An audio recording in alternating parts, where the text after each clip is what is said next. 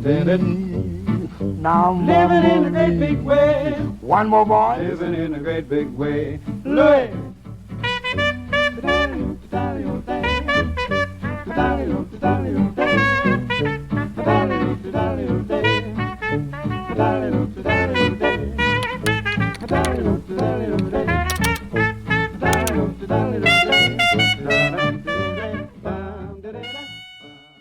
Hello there, and welcome to my Paint With Me watercolor tutorials.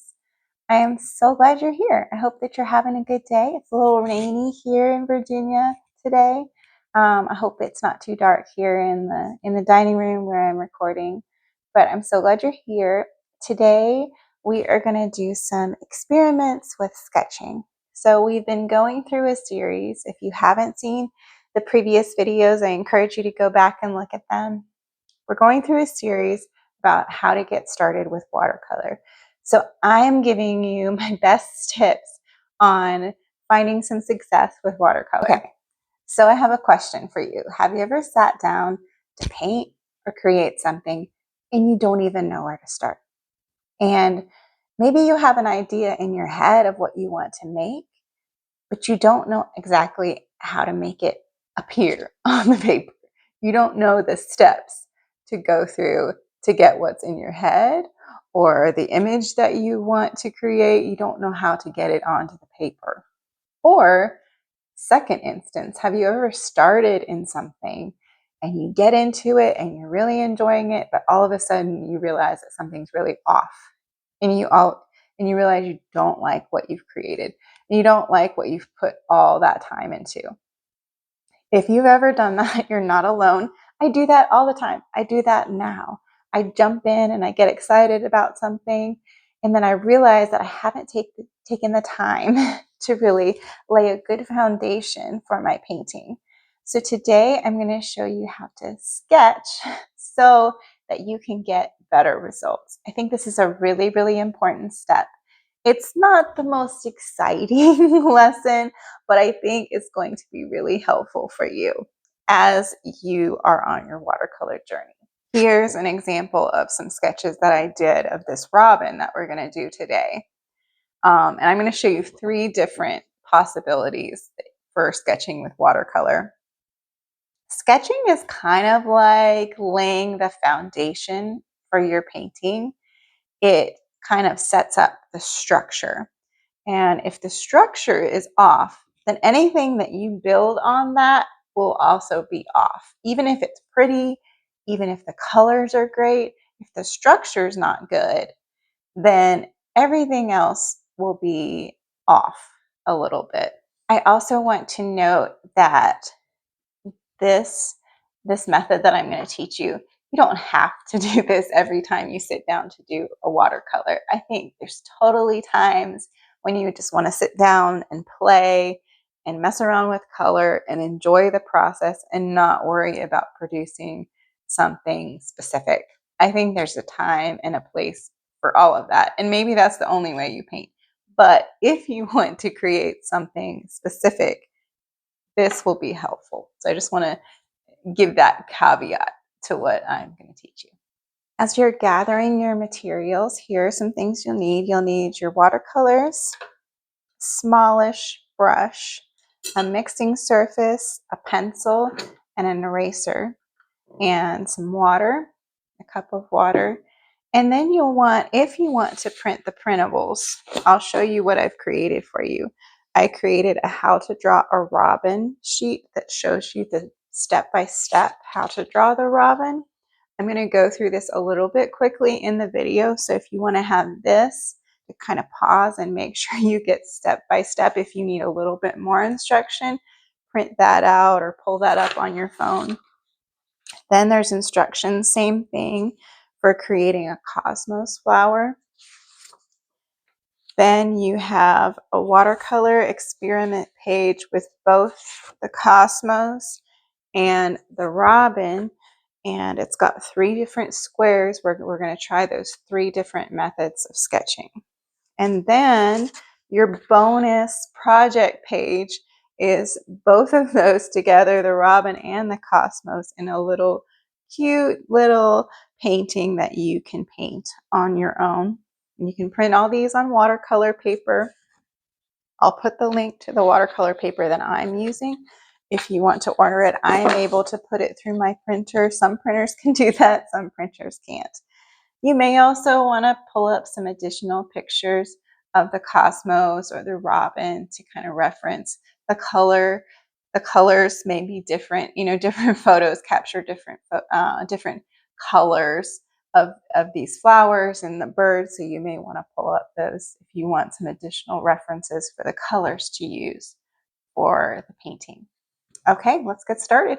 As I mentioned in my introduction, we're going to do an experiment with 3 ways to sketch out a bird like this. And I let you know that I did provide a little sheet about how to draw these basic shapes. We're going to do it together, but if you want to pause at any time, if it's going too fast and you want to look at this breakdown of how to draw this bird, I think this will be helpful to you. Drawing is really the skill that underlies any painting, any art that you do. The basis of it is drawing, whether you're actually drawing with a pencil or drawing with paint. So in this sheet, I've broken down the bird into the basic shapes that I see. And you may break it down in a different way, which is totally fine. This is the way that I see it. And so I provided this for you if you need that extra help. So what we're going to do is we are going to start with a pencil sketch to underlie our watercolor painting. And I'm going to walk you through step by step. But when I was looking at this bird, this shape here, kind of like an egg that's tilted on its side, that's the main shape that I'm starting with. And if you see, I'm kind of going over and kind of modeling those lines until I get it where I like it. I'm just doing really light layers so that I can come back later and erase any lines. And these lines will be visible under my painting. The next thing I'm going to do is I'm going to build this layer of his head. And I see that it's kind of flat in the front.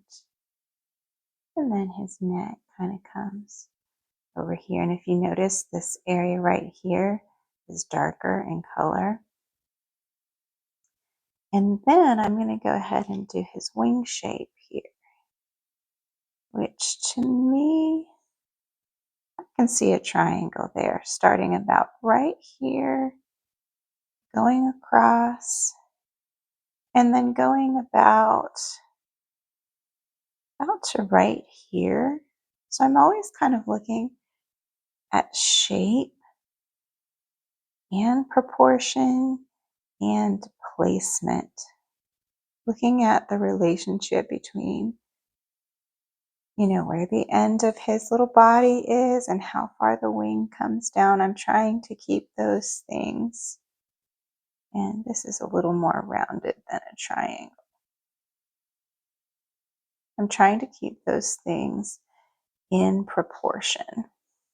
And then the next shape I see is kind of this, the first part of his tail. And I see a little triangle there. Comes out. And if you see, I'm kind of adjusting my drawing as I continue to look at it. This is the part that you want to spend time on. If you're going to spend some time on something, spend some time sketching. Believe me, it's really going to pay off in the end. And then I'm going to add those additional tail feathers, and they come down. They're about the same length of that triangle that we drew. And he actually has two two feathers there, one's overlaying. And then I can see that his two little feet come down to about level with that first part of his tail. So I'm going to kind of just make a mark here to show me. And they come out at an angle. And I think he actually has a few toes, but they're flattened in our view. One goes back and a couple go in the front. And his toes come out about level right there. Okay, pretty happy so far with this sketch. You know, it's not perfect, but looking pretty accurate. And then his beak, it's funny, bird beaks are so funny. They're all different. Each species has a different shape, different colors. It's kind of rounded on the top, if you see that, and flat on the bottom. I think I've got mine just a little too wide. And then his eye comes off right there. I always try to leave a tiny bit of white in a bird's eye, a little bit of the glare that you see, not a whole lot. I don't want it to look too cartoony, but, and he's got this little black spot. Now, I've seen pencil used really interesting ways with watercolor to provide some shading. So what I'm going to do now, I've got the sketch where I like it. I'm going to pause for a minute, erase these lines, and then we'll come back. Go ahead and erase the lines that are overlapping that I don't need for the actual sketch. If you want, bird wings are really interesting to study. I find them really challenging. I'm just going to give his really go ahead and simplify. And that's what I do a lot when I'm sketching. I'll simplify what I see. Some people are so good at getting things really realistic. So you can get as detailed as you want. You may need to pull up another photo kind of to learn how the wings look. I just added a few little layers there.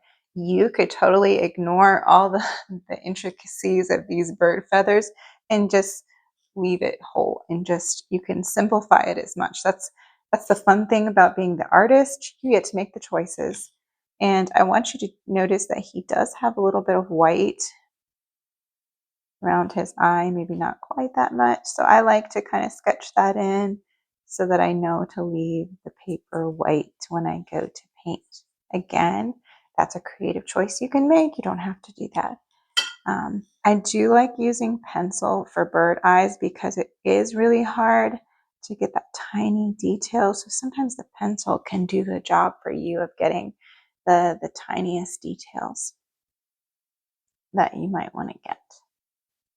All right, so that is the first way that we could sketch to do our watercolor.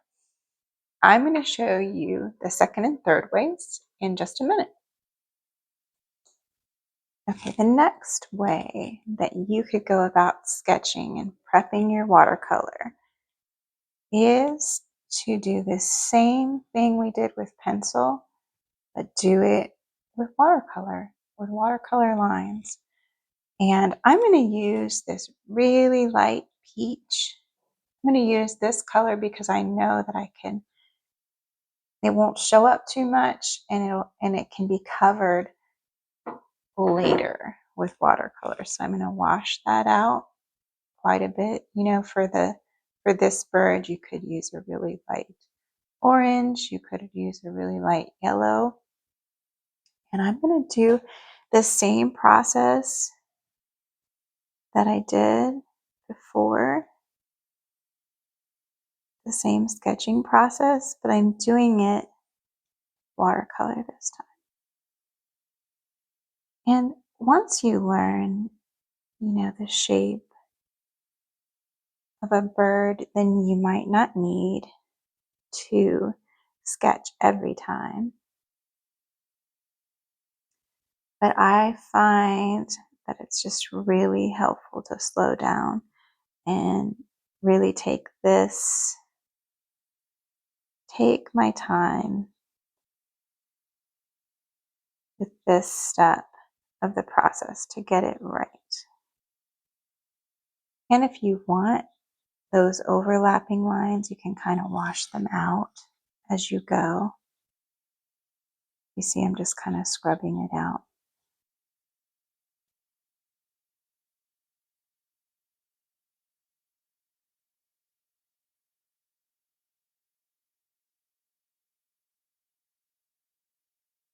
And I'm going to do the same thing on the tail.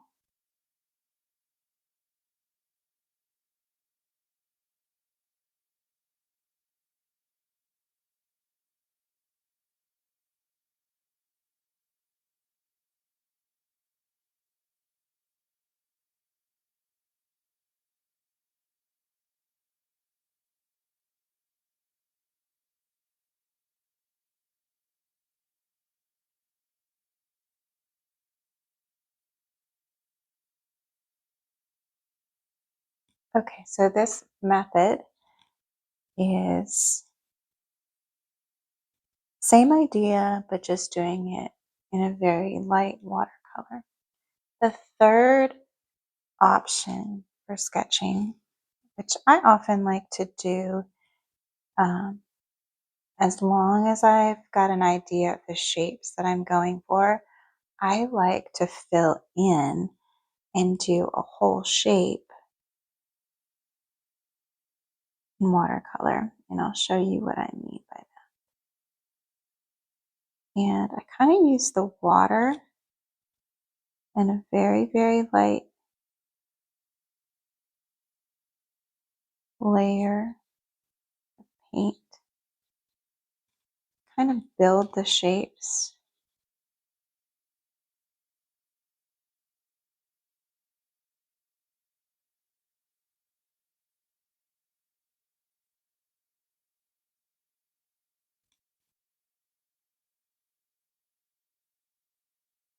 The disadvantage of this option is that you can't really erase like you can with a pencil.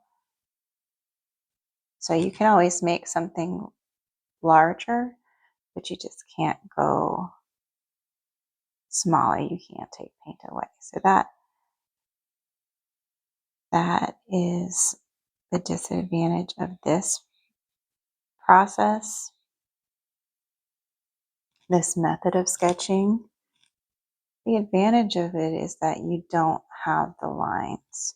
So you just have a nice clean shape. I like this a lot in my own painting. I like this style. It just means I might need to do a pencil sketch separately just to make sure that I know the shapes that I'm going for. I might have to have, a little bit more experience with it. I also like this because it gives me a nice shape and an underlying color to build on.